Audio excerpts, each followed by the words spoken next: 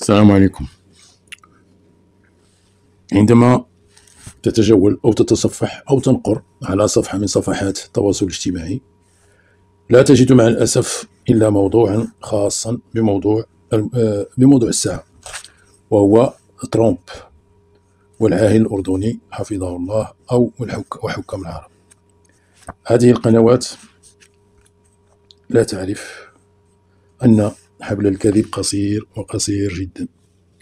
فمن هذه الصفحات من قالت أن الملك الأردني تنازل عن غزة أو فلسطين، ومنها من قالت أن الملك الأردني رضخ لأوامر ترامب إلى آخر خزعبلاته.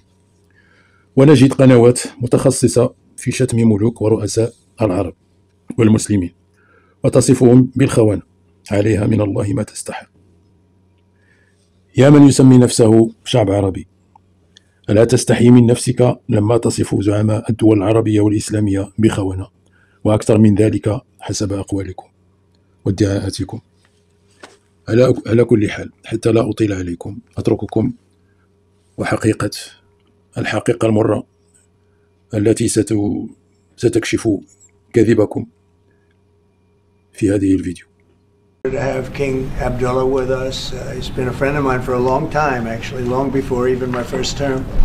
And we've had a great relationship. He's a great gentleman, a great leader, and does a fantastic job in his country. His son, we're lucky enough to have his handsome son with us today, so it's good to see you again. We've had some quick discussions just now, and we're going to have some longer discussions after this. And the relationship with Jordan has been very strong, has been with me, and it really has been with the country. But I think I've been closer than other presidents to Jordan and what Jordan represents. And it's an honor to have you and your son with us today. And if you'd like to say a few words, and thank you very much. Mr. President, thank you very much for having us, and so short after your inauguration, I think just as a testament to what you said is a special relationship between our two countries, and the personal relationship of friendship and trust between the two of us. Mr. President, I truly believe that with all the challenges that we have in the Middle East, that I finally see somebody that can take us across the finish line to bring stability, peace, and prosperity to all of us in the region. And it is, I think, our collective responsibility in the Middle East to continue to work with you, to support you, to achieve those lofty goals. So I'm very delighted to be here, and as you said, sir, we've got some very interesting discussions ahead of us. Very good, very good. Thank you very much. Mr. President, many people in the region, especially Jordan, are worried about the annexation of the West Bank. Will you give His Majesty the King guarantee that you won't allow Israel to annex the West Bank? And how are you going to? I think that's going to work out very well. That's not really what we're talking about today. I think that's something that's going to work out automatically, and it's in good shape. And we discuss it, other people have discussed it with us and with me. That's going to work out. West Bank is going to work out very well. Mr. President, why should the King take in the Palestinian people? He's made clear he doesn't want to. Well, I don't know, but he may have just something to say, because we discussed just briefly. I think maybe you want to say it now, or? Well, Mr. President, I think we have to keep in mind that there is a plan from Egypt and the Arab countries. We're being invited by Mohammed bin Salman to discussions in Riyadh. I think the point is how do we make this work in a way that is good for everybody? Right. Obviously, we have to look at the best interests of the United States, of the people in the region, especially to my people of Jordan. And we're going to have some interesting discussions today. I think one of the things that we can do right away is take 2,000 children that are either cancer children or in a very ill state to Jordan as quickly as possible, and then wait for, I think, the Egyptians to present their plan on how we can work with the president to work on Gaza challenges. So I want to tell you that, excuse me, wait, just please. I didn't know that, what you just said, 2,000 children with cancer or other problems, and that's really a beautiful gesture. That's really good, and we appreciate it. And we'll be working on the rest. With Egypt, I think you're going to see some great progress. I think with Jordan, you're going to see some great progress. 3 of us, and we'll have some others helping, and we're going to have some others at a very high level helping, and the whole thing will come. It's not a complex thing to do. And with the United States being in control of that piece of land, a fairly large piece of land. You're going to have stability in the Middle East for the first time. And the Palestinians, or the people that live now in Gaza, will be living beautifully in another location. They're going to be living safely. They're not going to be killed, murdered, and having to leave every 10 years. Because I've been watching this for so many years. It's nothing but trouble. Everyone's being killed. They're being robbed. It's like living in hell. And they're going to end up having a great home, great families that don't have to get mugged and killed and beaten up and harassed by Hamas and everybody else.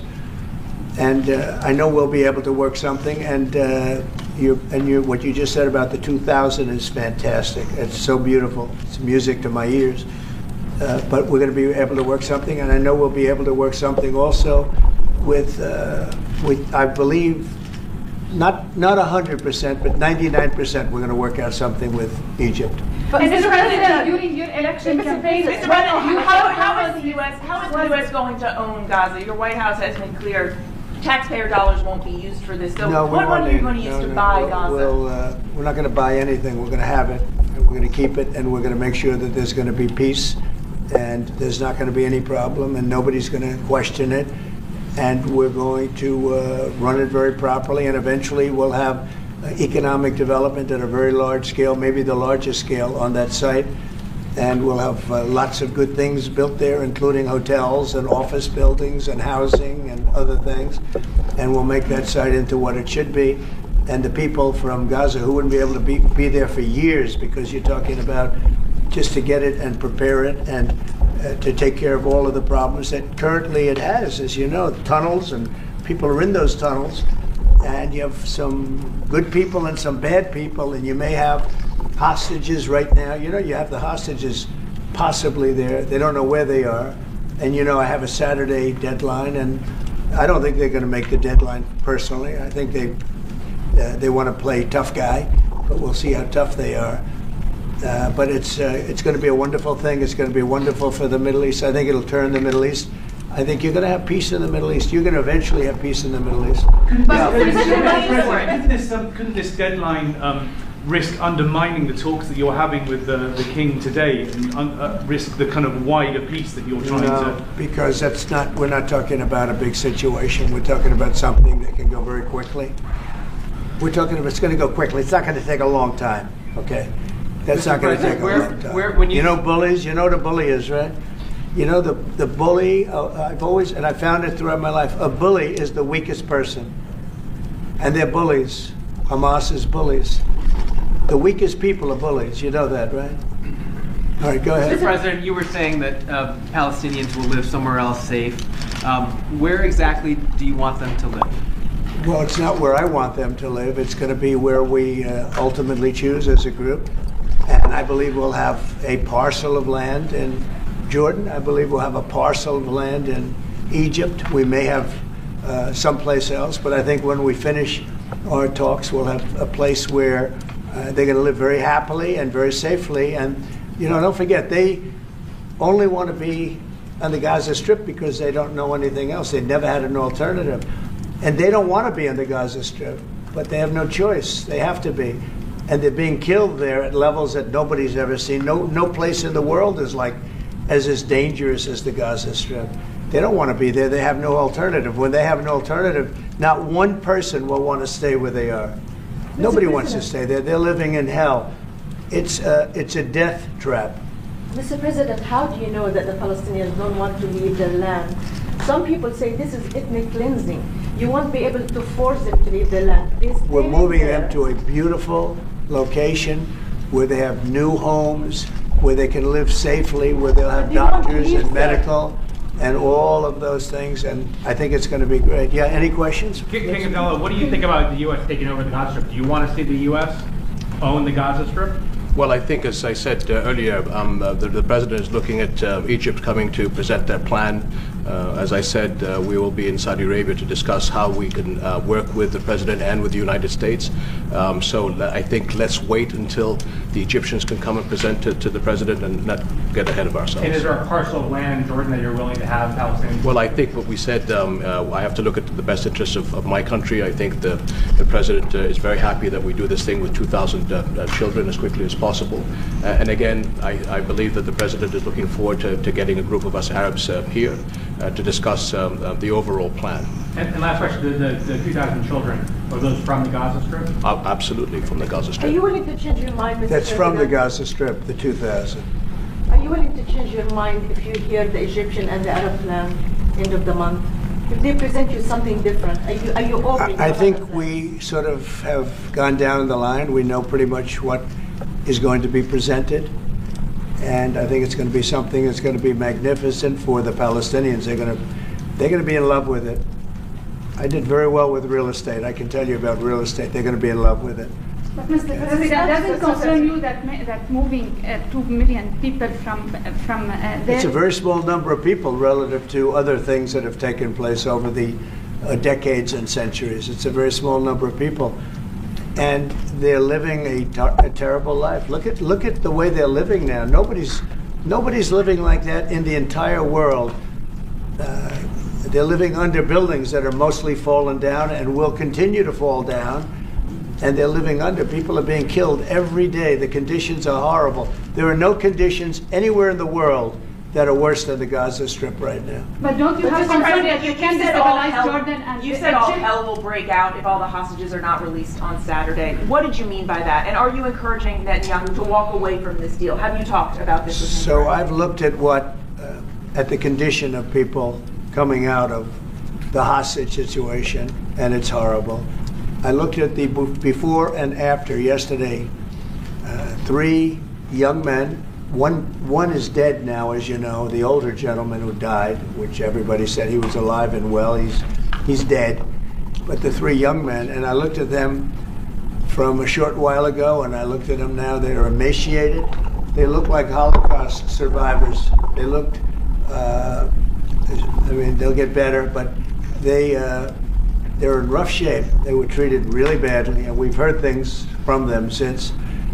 And I think the reason that Hamas is playing so cute is because they saw the reaction to these 3 people that came out, and the other ones. Look, the one young lady had her hand blown off practically, and they were not in great shape either. But she's missing her fingers and a big part of her hand. You know what she did? She was stopping a bullet that was aimed at her. She went like that, then it blew off her hand. Now, I think I think they want time, because I think the people that they have living are in such bad shape, because they're sending the most healthy people out because they don't want to send the least healthy people out. And there was an uproar when they saw the people from yesterday. So these people are, so I don't want to do 2 and then we do another 2 in another week and then we do 4 in 3 weeks. No. They either have them out by Saturday at 12 o'clock or all bets are off.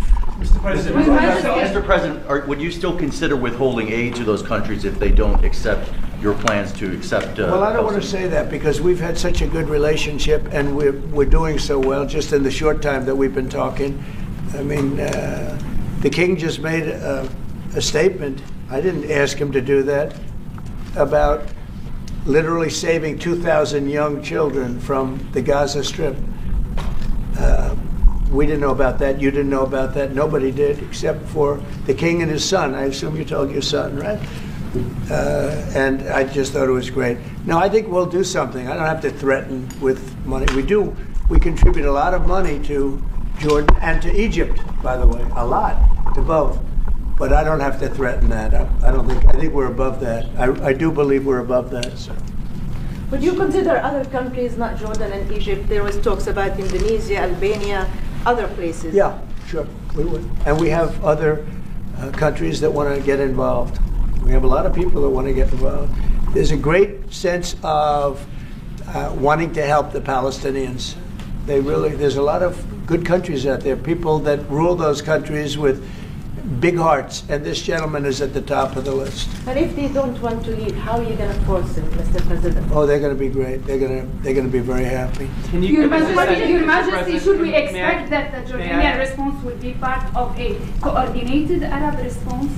The response will be from a multitude of countries, Arab, international. I know the Europeans want to step in.